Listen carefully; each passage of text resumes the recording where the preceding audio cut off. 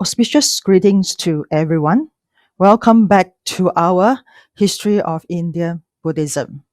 Today will be our class 6, and for the past 5 classes, we already introduced about the relationship between the Buddha and the Indian religions, and also the teachings of the Buddha, and we talk about the Sikhism in Buddhism.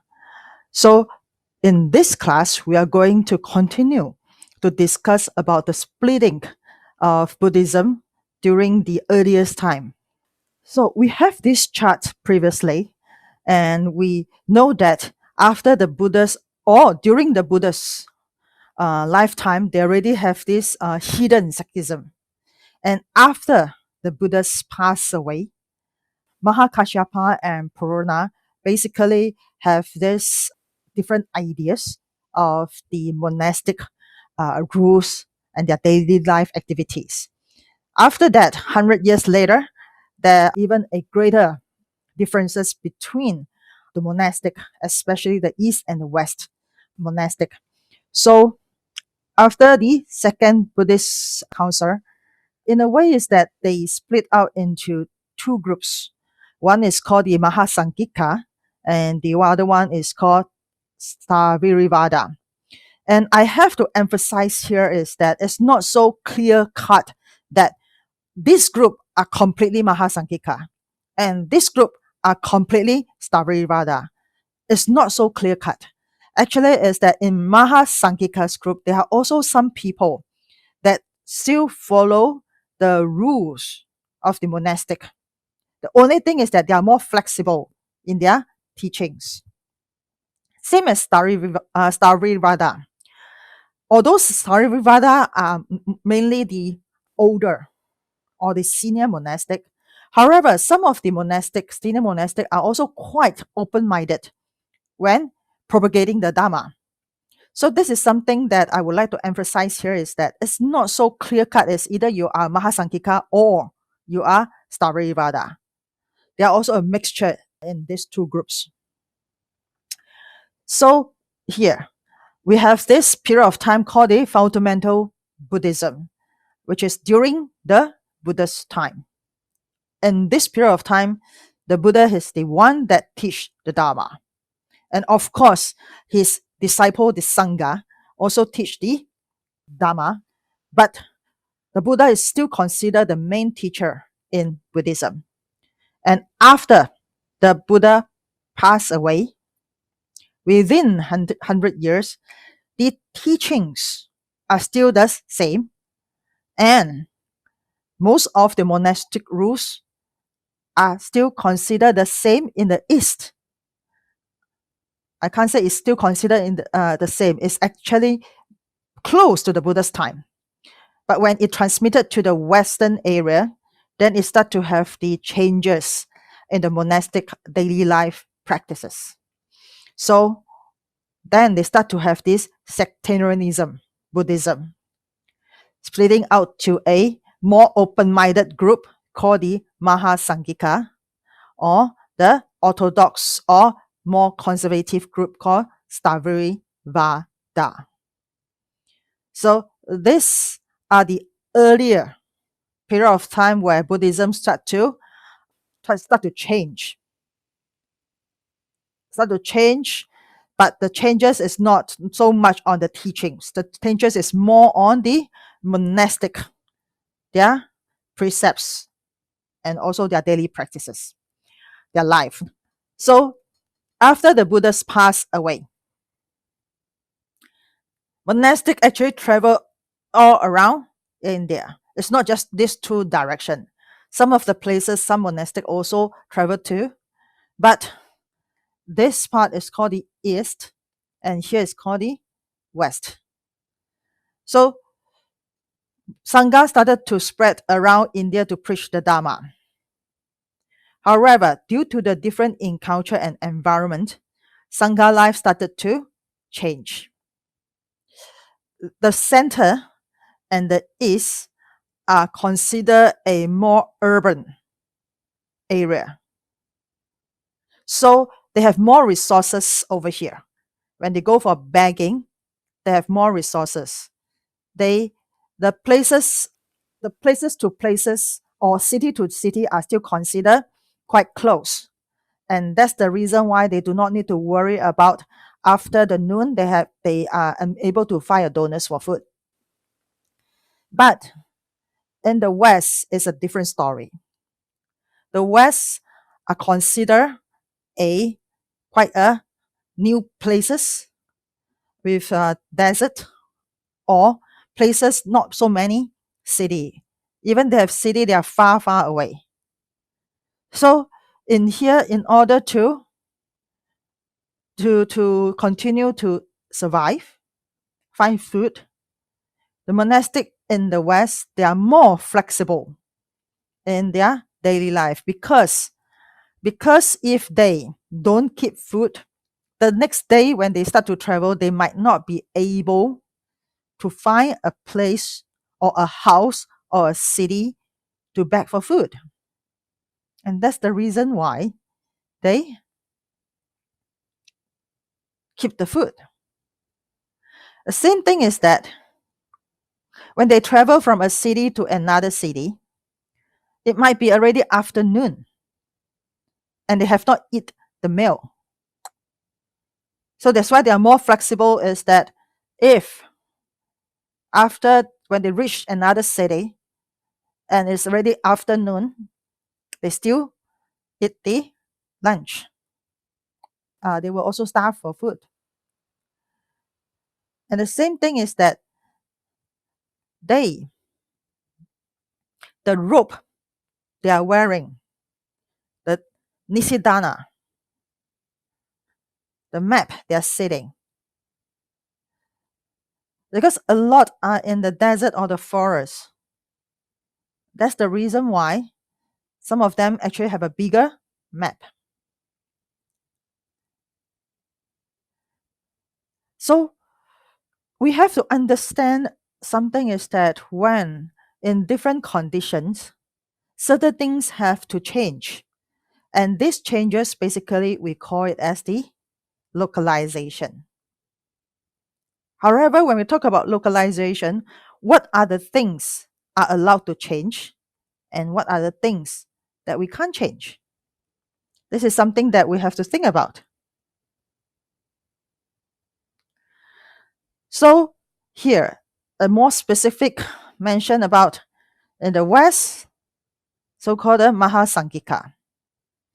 And in the central and to the east is considered the Stavrirvada, the earlier sectarian divisions within the early Sangha were due to differences of opinion around the Vinaya or monastic code. So this is something that I would like to emphasize here, is that when we involve in localization, there are a lot of things that due to the weather of that place, due to the culture of that place, when a monastic travel over there, a lot of time is that they don't have a choice. They don't have a choice. It's just like when we, a Chinese monastic, travel into a Western country. In our culture, we eat rice. But in the Western culture, bread is the main course. So when we come to this place, we have to adapt to the culture of this place. We can't say that, okay, if there's no rice, then I'm not going to eat. The same thing is that in the east coast of North America, places have snow, winter, heavy snow. If the monastic just wear a piece of rope without a coat, we will die. We will freeze to death. But if we know about localization, we come to here, we need to adjust as according to the weather here. We can wear a coat, but we can't wear a fancy coat. I can't say that, oh, I would like to have a pink coat. Then I wear a pink coat or purple or light blue. We can't. We can only wear the more or less the dull color type of coat, such as black, dark blue, gray, or this color, brownish color. So the same thing for the shoe. Because of the cold weather, we need to wear the boots. In Taiwan, we do not need to wear the boots, but in Toronto, in Boston, in New York, we need to wear a boots in order to protect our legs. However, we can't buy a fancy boots. We can't have a pink color, red color, or blue color boots. So when we talk about the changing in Buddhism, it changed all the time due to different conditions. But there are certain things for the monastic that cannot be changed. We cannot wear a lay person's clothing. I can't say that because of hot weather, so I wear t-shirt. I can't. And I said that, oh, because of hot weather, I will wear a short. We can't. So there are some specific guidelines. What can be changed and what we can't change. So here we have a very brief introductions about the Stavirvadin versus Mahasanghika. So Stavirvadins are believers in the teachings of elders and orthodox school. So they are the more conservative group. They insist of following the precepts and lifestyle same as the Buddha's time. So there are more respects to the elders in the Stavirvadin because they are the one that transmit the precepts, the Dharma from one generation to another generation. Stavirvadins presented themselves as being conservative protectors of the traditional way and accused the Mahasanghikas of being lax with respects to the Vinaya by neglecting a number of its rules. We already talked about this, and that's why because of this difference, they start to have this second council. So this is Stavirvada, and those believers are called Stavirvadins. And in a way is that the Stavirvadins basically consider that Mahasanghikas are the more, or some of them even consider Mahasanghikas are the one that betrayed the monastic order. And Mahasanghikas were members of the great community. When we say great community, doesn't mean that there are a lot of monks in the Mahasanghika. During that time, Mahasanghikas are still considered a very small group of monastic that are considered open-minded. And Stavirvada at that time basically are the biggest monastic group. So there are more orthodox monastic as compared to the open-minded monastic. So this great communities here means that it's in a way it's an open-minded type of group. And Mahasanghika's reluctance to accept the suttas and the Vinaya as the final authorities of the Buddha's teaching. Okay, in here I need to emphasize something is that reluctance to accept the suttas is not the teachings of the Buddha. This accepting the suttas actually means that there are some teachings from the Buddha. Actually, after 100 years, somebody doubt about the teachings to the monastic. For example, one example is that during the Buddha's time, the Buddha are able to examine the monastic and say that this person has achieved arahatship. So the Buddha are able to verify who already achieved arahatship. But after the Buddhas pass away, nobody can verify, says that this person already achieved arahatship. And how do they know that who achieved arahatship? So they start to question. In this period of time, Mahasanghika start to question about the status of a arahat. And in some of the sutras, they mention about arahats, the Mahasanghikas monastic have doubt about it. And also the Vinayas, we already talked about that last class. So Mahasanghikas claim that Stavrivadins had actually added rules to the Vinaya, or were insisting on including minor rules that the Buddha had said could be discounted.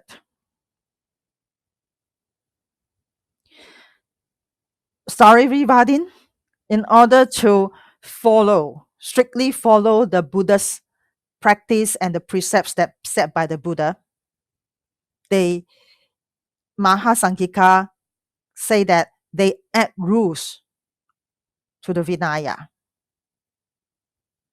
And the Buddhas say that this is a minor rules. The Stavrivada monk change it to a major rules. So this is something that a difference between Mahasanghikas and Stavrivadas. However, in here, at this point of time, I still have not have the disagreement in the Buddha's teaching. So their conflicts are mainly due to the Vinaya and the monastic code. It did not really emphasize a lot about the teachings from the Buddha. And in here, somebody asks is that during the Buddha's time, are there such thing as Theravada? Or during the Buddha's time, are there such thing as Mahayana? So again, it depends on different scholars how they identified it. But in the monastic community, we consider that Stavrivadas are the origin of Theravada. And Mahasanghikas, in a way, transform to different teachings. And later on, there's such term called Mahayana. But actually, we do not have a specific evidence to say that Mahayana are actually from Mahasanghika, or Theravada are actually come from Stavrivada. So here, just to show all of you about the schools, some of the major schools. The scholar believe that there are even more schools, but we can't actually get a lot of information. But in here, we can see that from Stavrivada, Chinese called Sangzhuobu, is split out into 11 sects. Whether it's 11 or more, we have no idea. So we just according to the Mahayana scriptures in Chinese. So if you trace into the Theravada text or the scriptures, it might have different information. The same as in Tibetan texts. It might have different information about the schools in Stavrivada or Mahasanghikas. But in here, we get from the Chinese resources. So we have this Stavrivadin, the believer of Stavrivada. 说一切有不. And from here, they start to split around. And you might ask is that they only have this agreement in the Vinaya and monastic code. How come they split into so many different schools? Same as Mahasangika. How come it's also split into so many schools? And actually, a lot of these schools are no more existing in India. No more existing. And how do they school established? The reason is because when they start to split out into two groups, when the senior monastic try to transmit the Buddha's teachings to the younger generation, in order to let the younger generation have a better understanding of the Buddha's teachings, those senior teachers start to try to interpret, and explain to the student as according to their own understanding. And ends up is that this senior monastic have this understanding, this interpretation. Another monastic have another understanding, another interpretation. Even when we talk about suffering, just this term suffering, we might have 10 different interpretation. So because of the different interpretation and understanding, when they preach the Dharma to the younger generation, and they start to have what? Disagreement. Of course, the teacher will say that mine is the most ultimate, closest teachings to the Buddha. And the other senior monk says that no, yours have some issue. So mine is considered the closest teachings to the Buddha. And because of this argument, they start to have small groups. These senior monks have this small group of monastic that follow his teachings. He consider is the closest to the Buddha's teaching. Another group of young monastic follow another senior monk that consider his teachings the closest to the Buddha's teachings. And this is something that I would like to emphasize to all of you is that because I always receive questions from the student says that which teaching is the original teachings from the Buddha, the one that actually from the Buddha. Which one? Don't forget that during the earliest time, there's no written record. All by mouth-to-mouth transmission, recited to the younger generation. And this recitation, after reciting it, in order for the student to understand, the teacher start to elaborate based on his own understanding, his experience, and also his own interpretation. So the teaching might be a little bit different. The language that used might be different.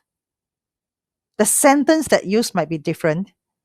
And ends up is that which one is the closest to the Buddha?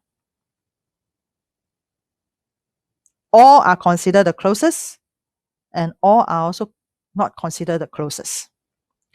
If we attach to which one is the original, then you won't be able to find the path to enlightenment. Okay, so because of this, they split out into different schools in order for the students to understand the teachings. The teachers start to what? As I mentioned, interpret the text, and they want to make it in a way that students can understand. So maybe the Buddhas just say life is suffering, but the teacher will start to elaborate more. So the 18 schools or more than 18 schools are sometimes called the Abhidhamma schools because their points of differences had largely to do with the part of the established Buddhist texture tradition. Because at that time they start to what? Start to have the written record to make it text. And Abhidhamma is often translated as higher teachings. It could also be interpreted as meaning for the sake of the Dharma, or even secondary to the Dharma. Abhidhamma is considered the third basket of the Buddhist canon. So remember we talked about during the Buddha's time when they have the first council, they start to recite only the sutra and the Vinaya. At that point of time, there's no such thing as sastra. So 3 baskets. During the Buddha's time, actually only have 2 baskets. And when start to transmit and start to evolve, get more and more complicated, they start to have this term called Abhidhamma. And they make it into a dissertation called sastra. And this sastra became the third basket. Abhidhamma began apparently as an initial effort by early Buddhists to organize the teachings and make them easier to remember, comprehend, and pass on. But actually, when it starts to evolve, the Abhidhamma become more and more difficult. It's supposed to be something that makes easier for the students to understand and learn from it, then pass from one generation to another generation. But a lot of things is not as what we expected. So Abhidhamma became a very huge part of the monastic life. Monastic start to what? Analyze the teachings of the Buddha. They start to analyze it. They start to understand it. And then after that, through their own understanding, they start to interpret it and then write it down. So this is something that actually one of the reasons that caused the decline of Buddhism in India. Remember that during the Buddha's time, Buddhas travel all around India. The place that he can reach to, he tried to go over there. Same as the monastic. Remember Purana went to the western side of India. They don't really stay in one place and doing research. And because of this Abhidhamma, the initial reason to have Abhidhamma is try to make it easier for the student to understand, to learn from, and then pass on to the next generation. But it ends up to become a what? A barrier. In a way, it's considered something that caused Buddhism to become isolated into themselves. So we will talk more about this. Abhidhamma schools. Early Abhidharmanists sought to refine principle and list from the sutra. This distillation of the sutras were expanded into a complex Buddhist philosophy about the nature of reality from the point of view of human consciousness. So it's no more the same as the initial objective. And what the same? They start to dig into the Buddhist philosophy, so-called dig into the Buddha's teaching, and also dig into the nature of reality, and dig into the human consciousness. So this is something that perhaps in the earliest time is not what those early Abhidharmanists expected. All the Abhidharma material was meant to be roots in the teachings of the Buddha. But inevitably, monks began thinking about profound implications of those teachings. They become more and more and more complicated. And even in the later time, the Abhidharma start to even include the teachings from Hinduism. It start to include that. So that's why we always say that Abhidharma, learning the Abhidharma is more difficult than learning the Sutra.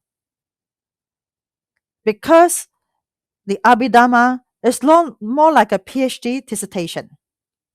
They start to put in a lot of big wordings, and they start to dig deeply into even one word. It become a research type of things for monastic.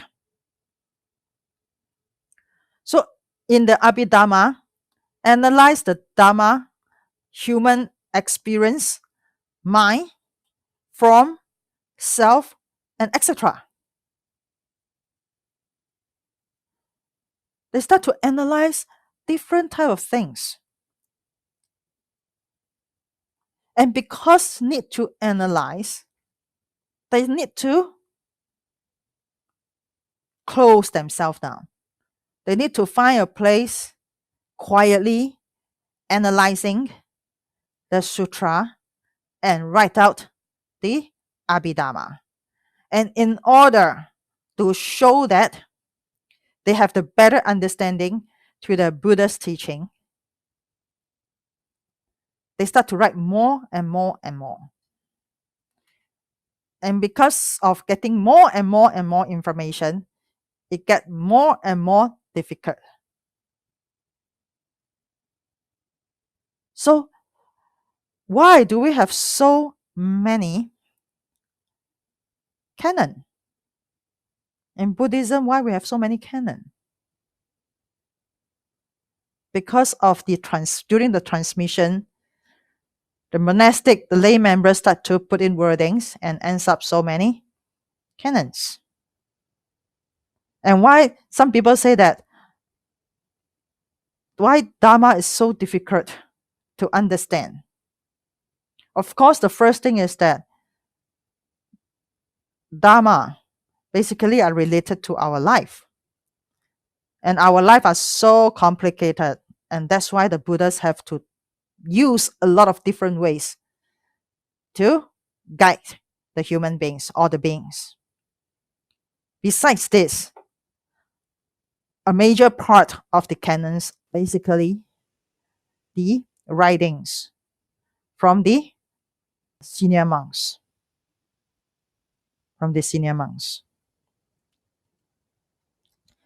So each early schools and type of Buddhism has developed its own way of guiding practice and explaining human experience despite Buddhist teachings like anatta, no self, and emptiness, sunyata.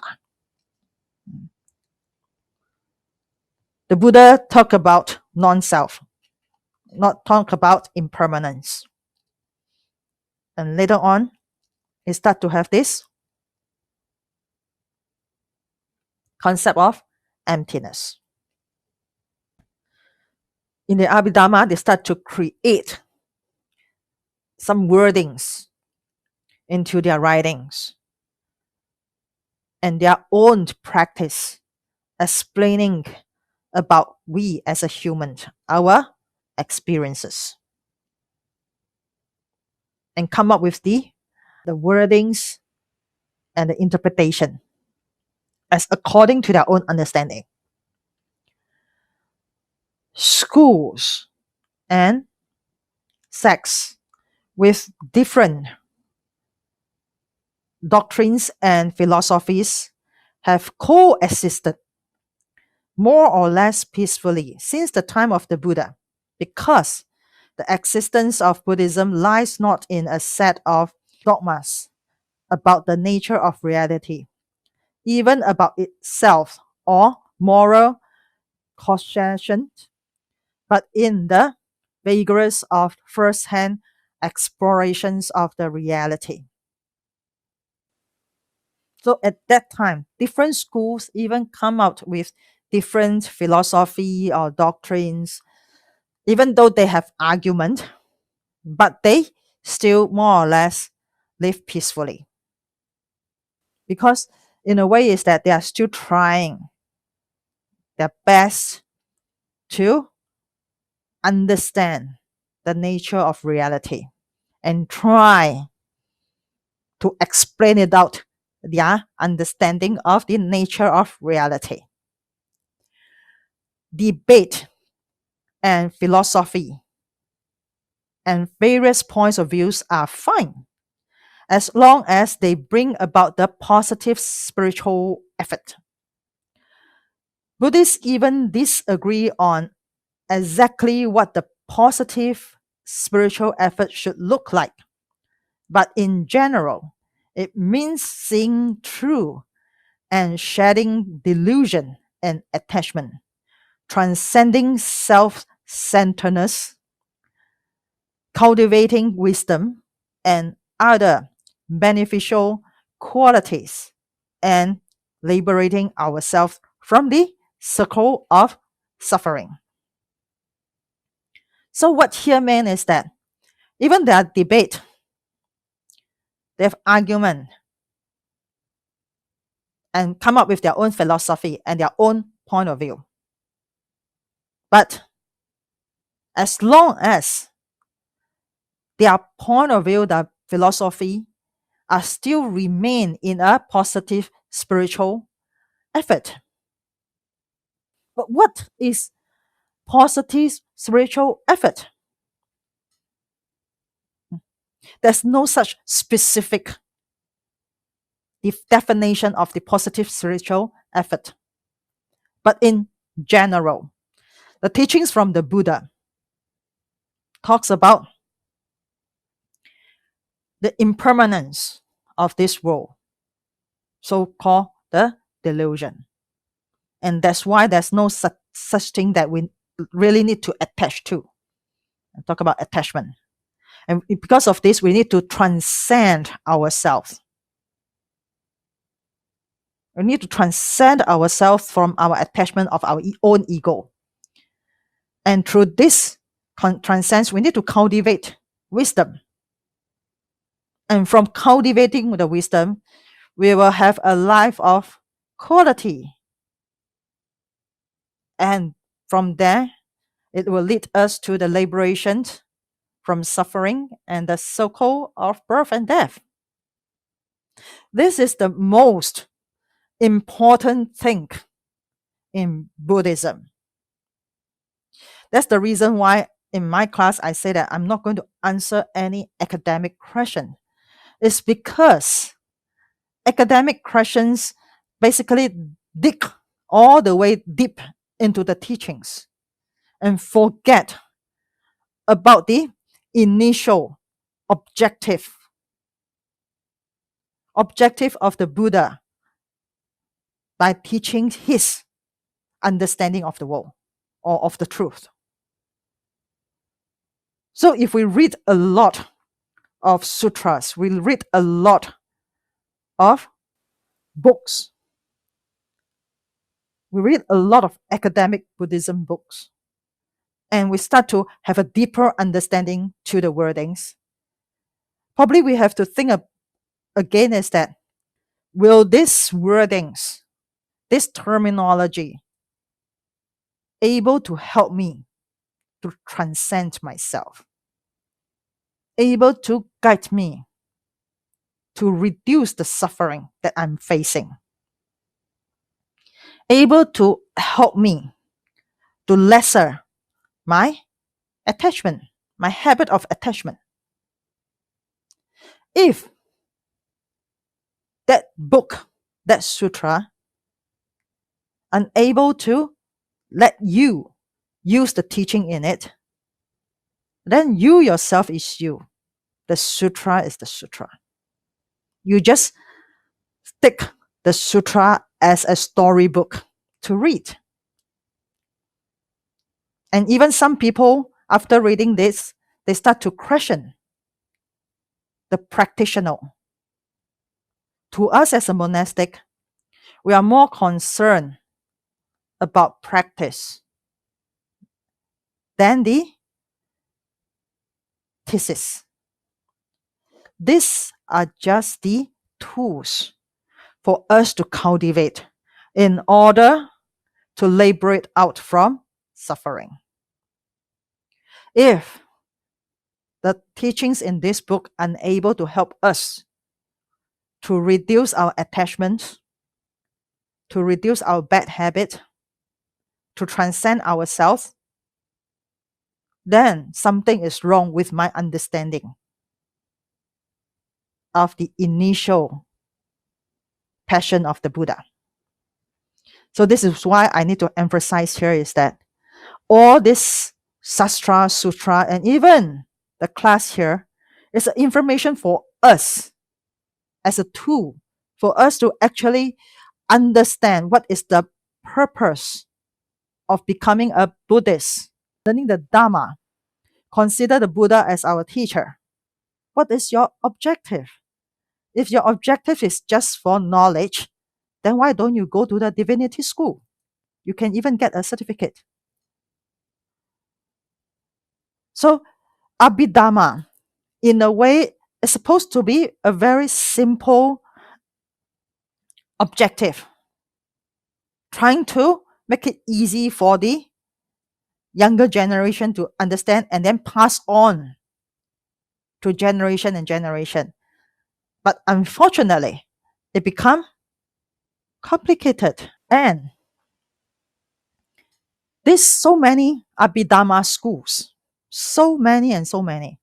During that time, this school arises, but another school arises and they start to have debate.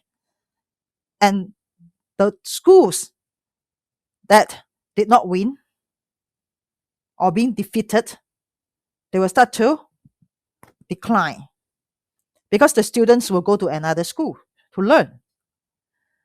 So we don't really know how many Abhidharma schools during that time, because one school arises, one school ceases, and then another one arises, another school ceases. We don't know. We have no idea about really how many Abhidharma schools during that time. And also, each Abhidharma school might split to 2, 3 Abhidharma school from the original Abhidharma schools. So this is something that if we really want to say that which one is the original teachings from the Buddha, it's very difficult to tell you the specific answer. Even the Nikaya also start from reciting from a senior monastic to a younger monastic, and then recite to another monastic until the time that they start to have the return.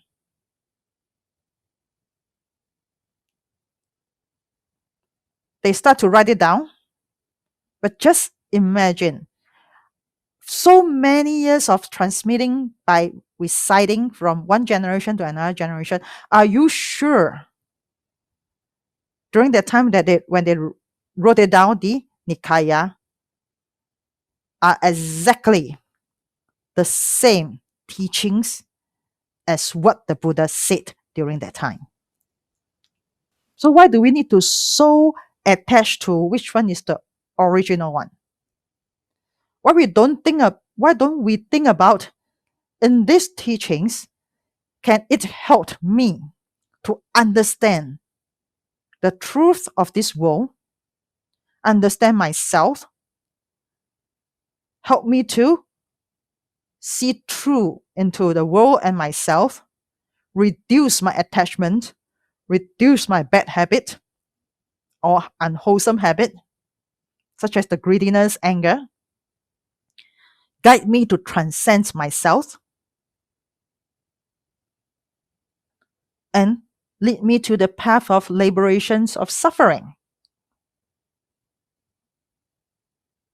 If not, then you are wasting your time in learning Buddhism. Because the objectives of the Buddha are very simple. He wants to show us how to live a challenged life,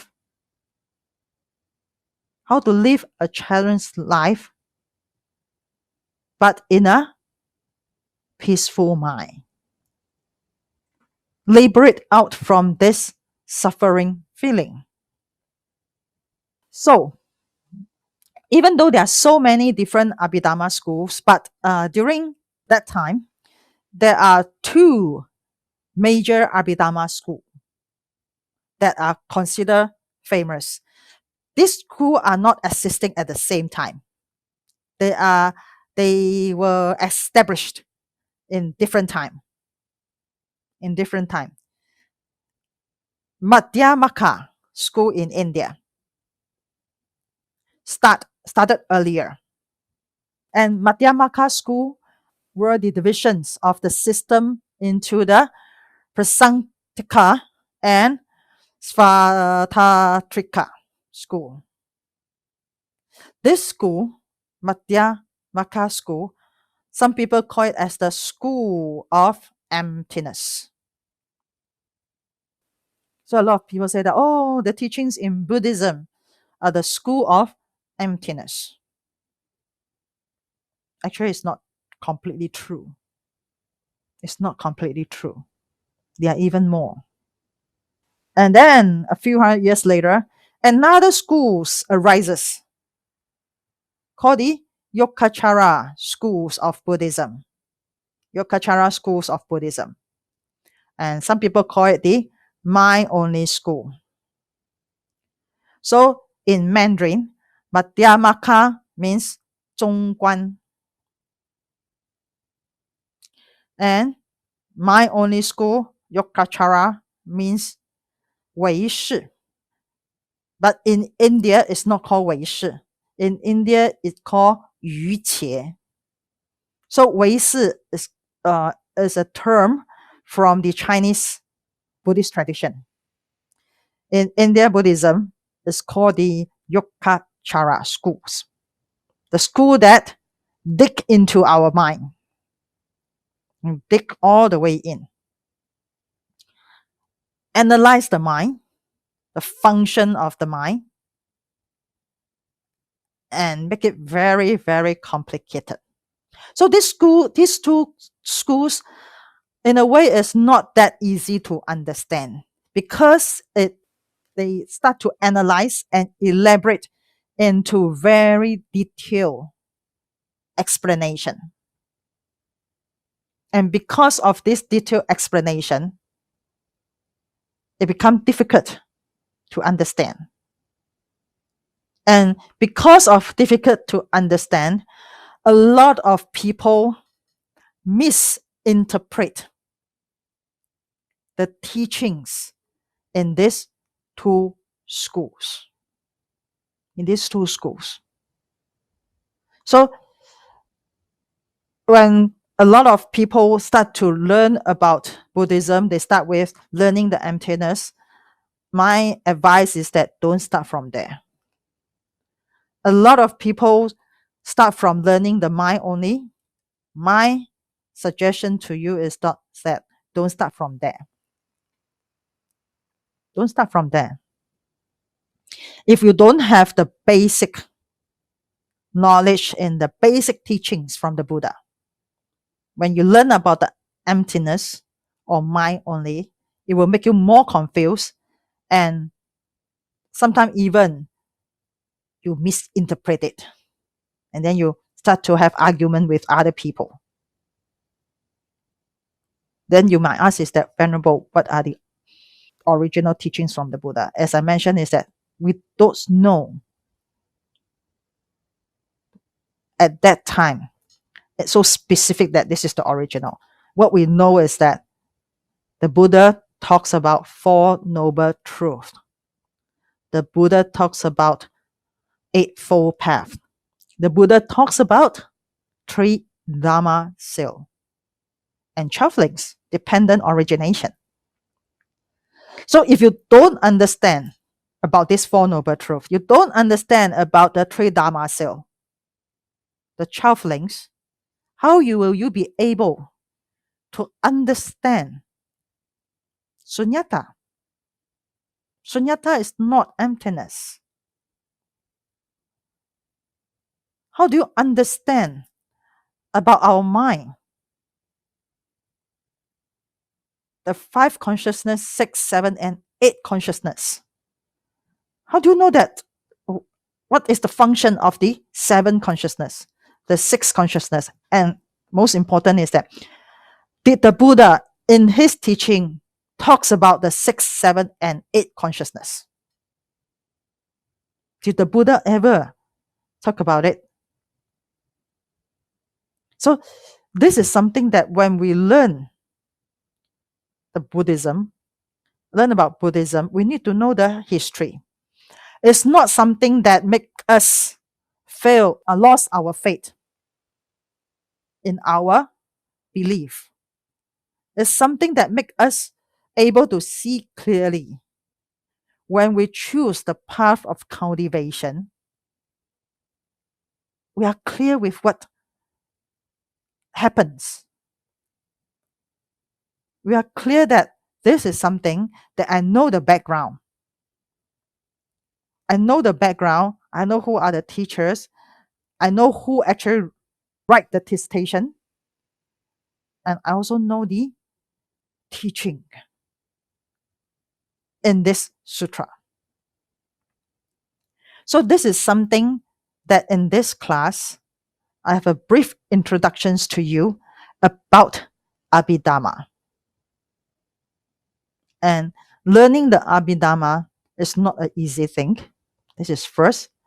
Second thing is that if a person do not have a basic background understanding about the Dharma, then it's better that you learn those basic teachings and read more other sutra before touch into the Abhidhamma or the Sastra. And next 4 class, I will start to talk about the schools of Madhyamaka and also the school of Yogacara. These 2 schools have huge impact into the Chinese Buddhism. Huge impact. And if you learn the Dharma from a Chinese temple, and if you know about the Madhyamaka and Yogacara, you will more or less understand how this Chinese monastic, the way they learn the Dharma. Okay, so today our class will end here, and I will see you next week. Amitofo.